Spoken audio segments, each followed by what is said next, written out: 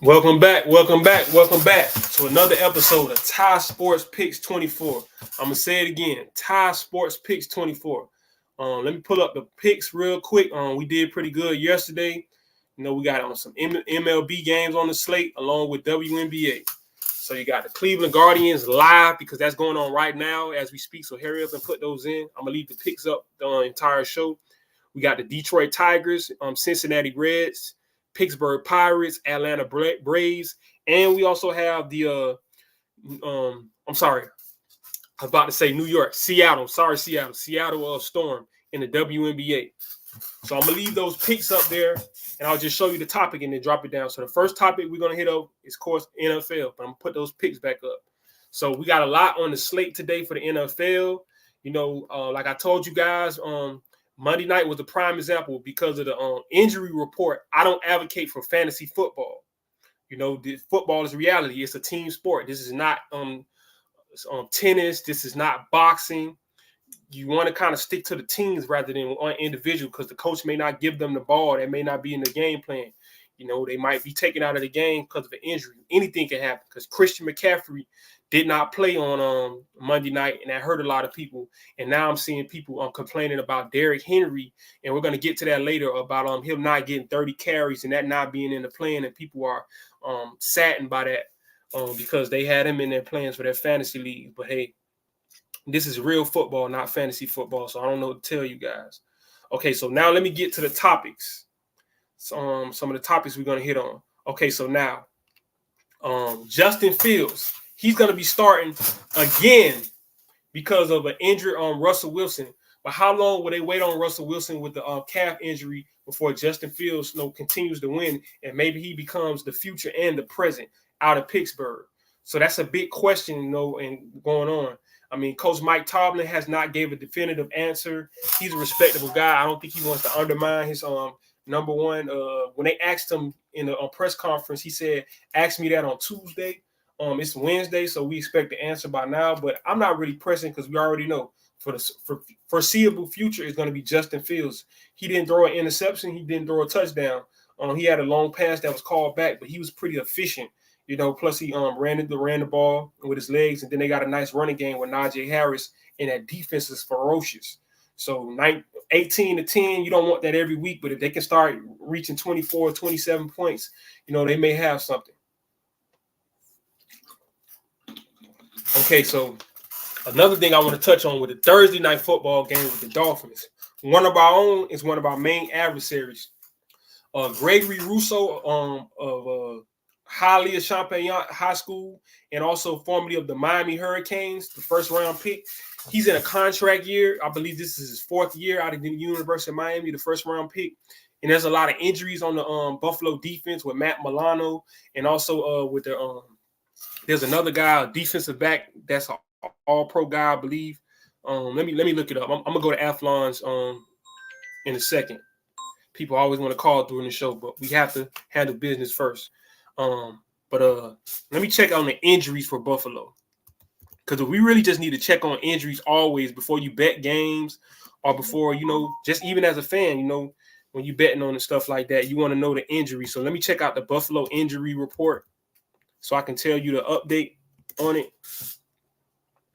So the Buffalo Bills injury report as of now, we got Matt Milano out. Let me see who else is out. Because there was another guy that was mentioned. He's a defensive back. He's supposed to be all pro. I think his name is Terrion Johnson. Yeah, there you go. So they really need a lift up front from Gregory Rousseau, along with Von Miller, that also had a closing sack. So these are some of the guys that you really want to take a look at as far as dealing with the Dolphins and their bookend tackles. We got a good tight end that's blocking in Durham Smythe. Then you got Jonnu Smith with the quick passes out of the backfield, like at the tight end position, maybe like at an offset wing, running two tight ends, just having Tyreek and Waddle out there, along with our Engel at fullback. So I think we'll be able to hold off that pass rush, throw some screen passes with HN to slow them down. But as the season goes on, that's going to be a menacing duo in the veteran Von Miller and the up-and-coming guy, Gregory Rousseau. But another thing I want to touch on is some of the superlatives that were given out other than Gregory Rousseau, because he got the Defensive Player of the Week. But these are a lot of guys that were kind of sleepers from week one. It says week one secret superstars. So you got Baker Mayfield, Sam Darnold, Cooper Beebe, Alec Pierce, Zach Bond, among others that were hidden in underrated gems in week one of the NFL season. So we're not going to read all the way through the article. I just want you guys to take a look at some of these guys, like Sam Darnold, quarterback of the Minnesota Vikings. No, he was seen as a bust, but he's doing pretty good. The Vikings actually drafted quarterback 10th overall, J.J. McCarthy, but he's out with a torn meniscus all year because they did repair surgery instead of just doing a short term to prevent any long-term knee problems. So Sam Darnold has bounced around. He's been in New York Jets, where he was the 3rd overall pick in 2018. Then he didn't do so well in Carolina. He was a pretty good backup in San Francisco. So now, people want to see if he can bounce back. Career long, he hasn't had the best reputation. His career numbers were 60% completions, 65 touchdowns to 57 interceptions, and an overall passer rating of 78.8. But if you go to what he did on Sunday against the Giants in a 28-6 Vikings thrashing, as it says in the article, Sam Darnold completed 19 of 24 passes, so he was only 5 incompletes on the day, had 208 yards. He had 2 touchdowns, 1 costly interception, and he had a passer rating of 113.2. It says that they got him on the cheap because the Vikings signed him to a 1-year deal worth $10 million with 8.75 guaranteed. So they're getting him on a discount. Now let's move on. Oh, well, actually, no. That's what I liked about this article. There was actually video evidence. Sorry about the sounds in the background. We'll try to work through it. There's video evidence of what Sam Darnold did on Sunday. Okay, so this is the perfect example of there's the difference between calling a play and calling a game. And that's one of the reasons why Kevin O'Connell is elite at it. So this just looks to the naked eye as 4 verticals, right? You just got 4 dudes running down the field trying to stretch. And this is Dan Orlowski explaining. The way it plays out to me is this. Number 1, I'm in 21 personnel. 2 backs, 1 2, 1 tight end. So I'm going to get base defense on the field, meaning they're going to have their 4 D linemen and then 3 linebackers. So if I it's loading up. Want to throw the ball, I've got linebackers on the field, decent advantage. Number 2, I put my elite receiver in the slot with my other receiver. So attention to Justin Jefferson and what the defense is going to do. And then 3, ball being on the right hash, I want to try to find a way to get coverage to flow that way in some capacity towards that elite receiver in my 2 receiver slot and work away from it, okay? So they take the fullback in motion. And what they're going to do is understanding, 1, this safety is not only to the field, but he's going to get wider because of that being Justin Jefferson. Number 2, if we get that Tampa 2 cover 2 defense, so now this corner's what the Giants play, that middle linebacker's rules are open to the field. Not only is he opening to the field, he then is also opening understanding that's Justin Jefferson. So he's going to open and flow with speed that way. The reality is, all you have to do is somehow beat that back. Okay? And as long as your quarterback sees coverage, has good eyes, Sam looks away, holds this guy, you're going to be able to bring this tight end even a little bit more inside because of all that attention. The Justin, now the defense made a mistake, you look at Justin. So we're going to that's move on to the next one. See if I can pause. That's calling a game. So I can go on to the next. That's not just dialing up a play. Secret superstar. But way to go, Sam Darnold. Now this is a guy Heisman Trophy winner, Baker Mayfield, quarterback of the Tampa Bay Buccaneers.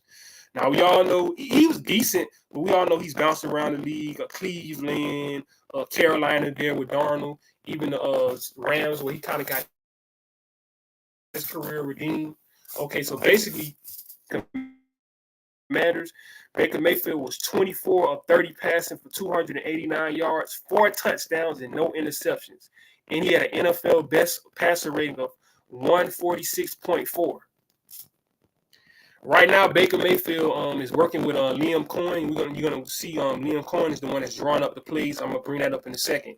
He signed to a 3-year, $100 million contract with $50 million guaranteed. So I'm gonna turn off the audio and I'm gonna just rewind this video because I was already watching it. We're just gonna read what it says. It says Liam, offensive coordinator for the Bucks, Liam Cohen. What's in his bag? Basically, in your bag means you were really on your game in designing route concepts for Baker Mayfield to score 4 strong.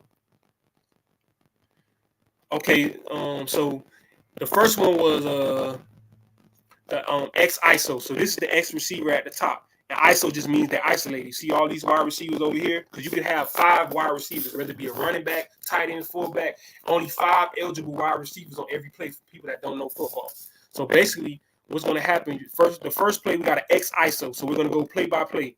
Okay, so basically, up top, Baker Mayfield, he's going to throw a fade route. Not a back shoulder fade, but an actual fade because the DB's holding, so he can't even hit him with the back shoulder. So real quick, see, he throws it up, put an air under it, and he gets behind the DB for the fade route, touchdown. So that's touchdown number 1 on the X ISO, the X wide receiver, because you got X, Y, and Z. That's how the wide receivers usually go. So the X wide receiver on the ISO. Then we're going to go to the rub route. This is the second touchdown, the rub route in the red zone. So check this out. You're going to have these 2 wide receivers. They're going to cross each other and make these DBs rub. It's going to be a touchdown. That's why it's called a rub route. Now look. See him go under him, rub route, touchdown. And this is coaching. This is what I'm talking about. You know how I always say, coaches coach so players can play? A lot of coaches do simple stuff and it gets picked. And they're like, oh, you're not talented enough. No, you're not talented at coaching. Liam Cohen, way to go. You're a great offensive coordinator. Now let's go to the next play. That's a touchdown. The switch routes with motion release. Now you're going to watch this wide receiver motion. Watch him motion. So he comes inside, and then they're going to do the switch routes right here. So you got a stop route, then you got a corner route, and then the flat route in the flat. So they motion, and then he hit the corner route. So the DBs don't know what's going on. See him signal for him to motion over? Now look. Touchdown. Because by the time they communicate, who you got? It's too late.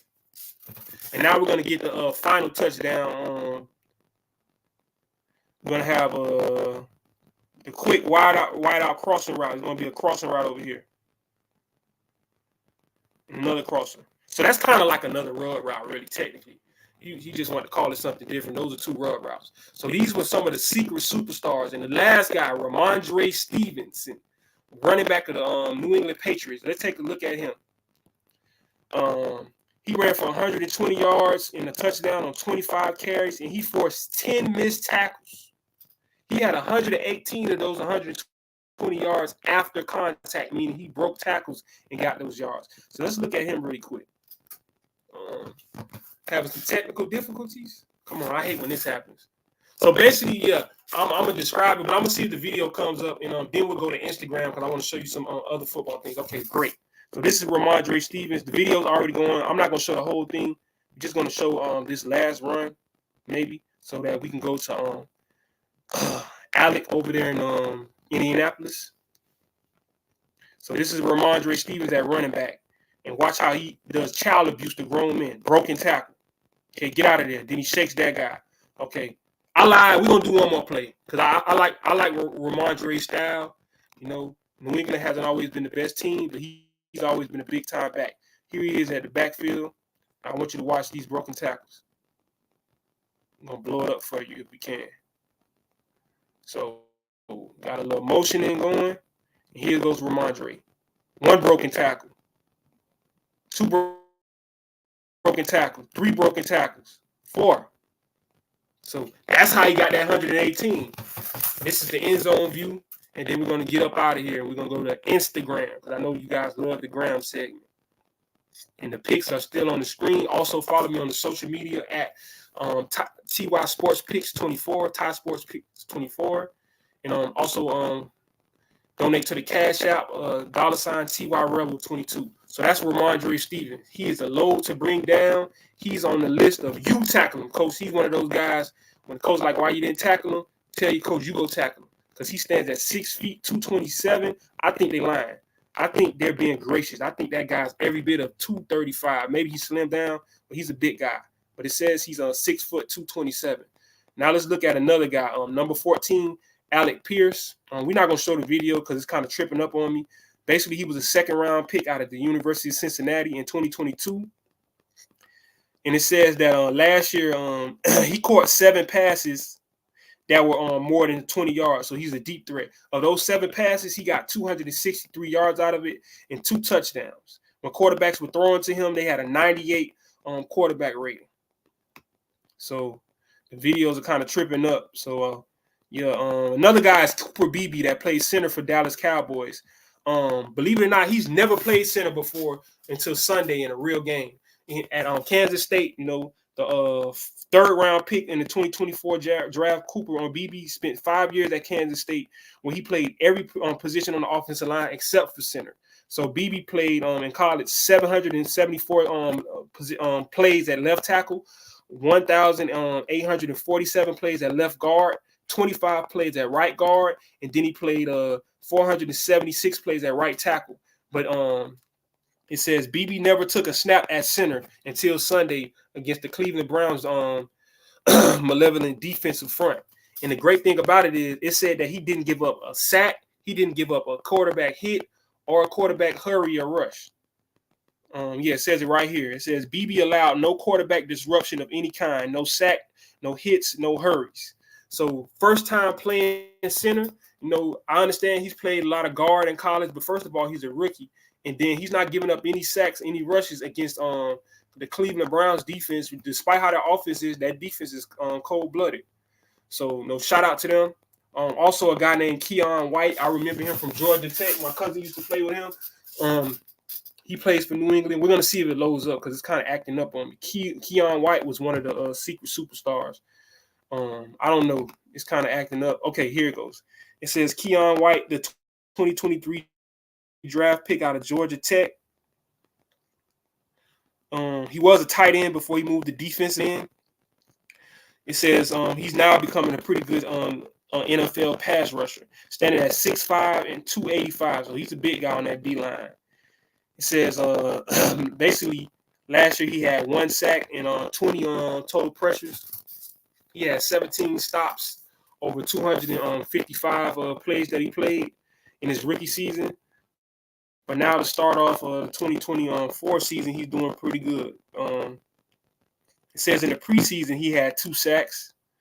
But let's look at what he's doing in the regular season. What did he do in that Cincinnati loss to the Patriots, where the Patriots won 16-10? It says White came out of the game with 3 sacks. Yeah, that's 3 sacks from 3 different gaps. It says he got a sack from the edge. He got a sack from the 3 technique, which is defensive tackle, and from the 1 technique, which is the nose guard. So 6'5", 285, way to go, Rambling Wreck. Georgia Tech, you gave my cousin the degree, and you gave the NFL a heck of a defensive end. Then we got the guy Zach Bunn, formerly of the New Orleans Saints. He's now playing linebacker for Philadelphia. He's been signed to a 1-year, $3.5 million contract at linebacker. In the win over Green Bay, the 34-29 win for the Eagles, it says that he had 2 sacks. He had 7 stops. And in coverage, he allowed just 3 catches on him out of 5 times when they threw the ball at him for 22 yards. So that's big time, man. You had 2 sacks. You had 10 tackles. 10 solo tackles. And I guess he had 7 more stops, so 7 assists. So that's big time. That's 17 tackles and 2 sacks, man. Way to go.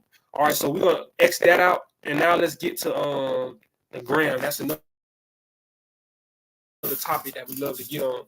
Because we saw Peyton Manning talking about his nephew, Arch Manning, the guy that turned down Ole Miss. He didn't decide to follow his father, his grandfather, and Uncle Eli to Ole Miss because, the Manning family is at Ole Miss campus. That's why 18 is the retired jersey number of Archie Manning for people that don't know.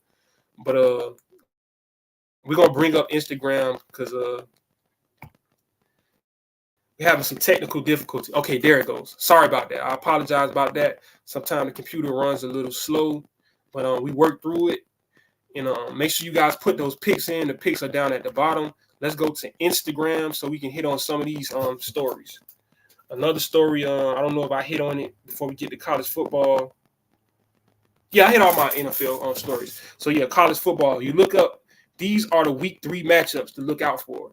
You got number 16 in the country, LSU, the one-loss LSU, at 12 p.m. on ABC, the SEC on ABC. They're going into undefeated South Carolina. South Carolina's got a heck of a pass rush. They got a decent quarterback. He's very talented, similar to Anthony Richardson type. So don't sleep on this guy. With every game rep, he gets better. He wears glasses, or actually goggles, their prescription. My grandmother was like, oh, wow, he's playing with glasses. Yeah. No, they do it on the basketball court, or they do it on the football field too. And then we got Arizona State, number 20. No, Arizona, I'm sorry. Arizona, number 20 in the country, against number 14, Kansas State. That's going to be a Friday night, 8 p.m. game on Fox. Then we're back on Fox on Saturday morning. Number 4, Alabama, visits the Big Ten, Wisconsin, undefeated, at 12 noon for the Big Noon kickoff on Fox. So Fox got a lot of big games with the Big 12 and with the Big 10. Okay, so now at 12:45, the SEC network and the SEC, you got number 24, ACC opponent, number 24 on Boston College, visiting the SEC's number 6 in the country, Missouri. That's going to be a 12:45 game. Then we got Oregon. Yeah, the Oregon Ducks going to Oregon State, 3:30 on Fox on Saturday. Then Tulane. Now, let me give you a background on Tulane. They almost beat Ole Miss last year. We had to come from behind. Last week, they almost beat Kansas State. They had to come from behind. Those are 2 ranked teams. Then they beat 11-win USC team in the Cotton Bowl in 22. And now they're going and visiting Oklahoma as Oklahoma gets ready for that Tennessee game. So 3:30 on ESPN, you're going to have number 15, Oklahoma, hosting a top G5 program in Tulane. Then the talk of the weekend, Billy Napier, Florida Gators coach. If he wants to save his job, he needs to play DJ Lagway, the 5-star freshman quarterback that had, I believe, 2 touchdowns, no interceptions, and 350-something yards last week passing. He led the country. We'll go look that up in a second. They're hosting Texas A&M. They're a good team. They fought back and forth with Notre Dame and lost by a touchdown. I know Notre Dame took a loss to Northern Illinois, but Northern Illinois is a big-time Group of 5 program, so you can't sleep on these Group of 5 programs. Now at 7:30, because the Florida game is 3:30 on SEC on ABC. 7:30 on SEC on ABC. We got number 1 in the country, Georgia, going against a Kentucky team at home that's trying to bounce back after losing to South Carolina last week. Georgia got to watch out. Then 7:30, Coach Prime, Colorado against their arch nemesis, Colorado State, live on CBS. Can they bounce back after losing to another rival, Nebraska, last week? Then we got UCF versus TCU, a big 12 matchup on Fox at 7:30. These are 2 undefeated teams. I saw Stanford Stanford lose to TCU in Power 4 matchup on the first week of the season on a Friday night, I believe, or Thursday night game.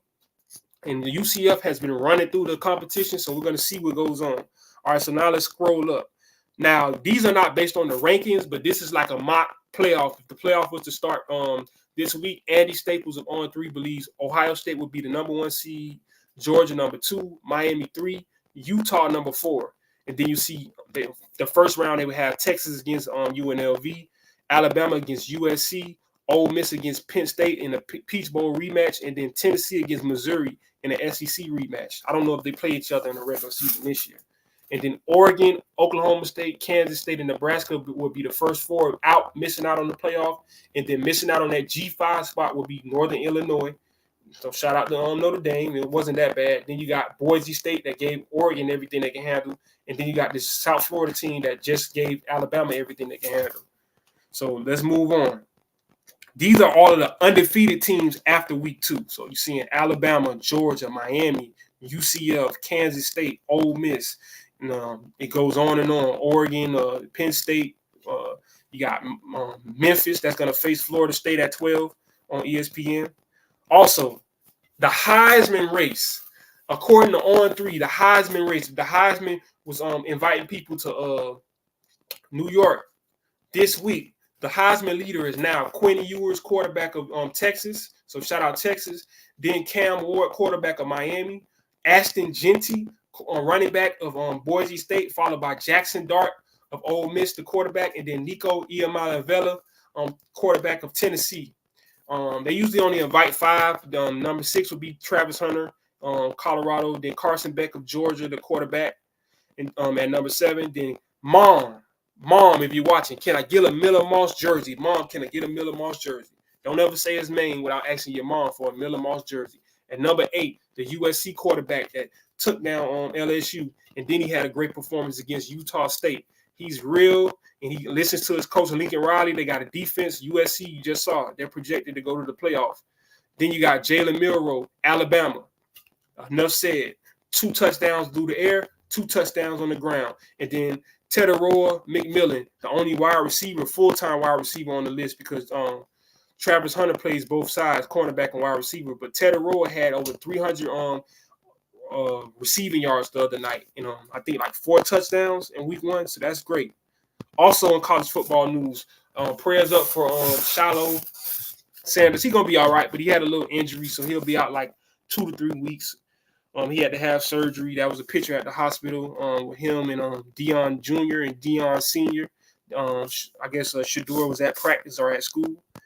Then you got some true freshman standouts. So here it goes. DJ Lagway, the man of the hour. Also, Brian Wesco, he had a big game. I think 2 touchdowns last week for Clemson. Clemson, they should have played their freshman against Georgia. I guess they didn't want to break their confidence, but they played them against Appalachian State, which is a good G5, and they put up 66 points, 66-20 is how they beat App State. Then you got Colin Simmons. He went to Texas. He was a big recruit Miami tried to get. I'm not familiar with Nick Marsh.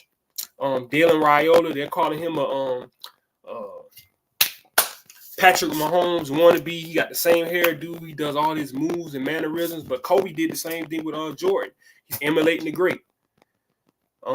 These are some of the top quarterbacks in high school this year. We got Bryce Underwood committed to LSU. We got Tevin St. Clair's committed to Ohio State. We got Keelan Russell committed to Alabama, and then we got Julian Lewis.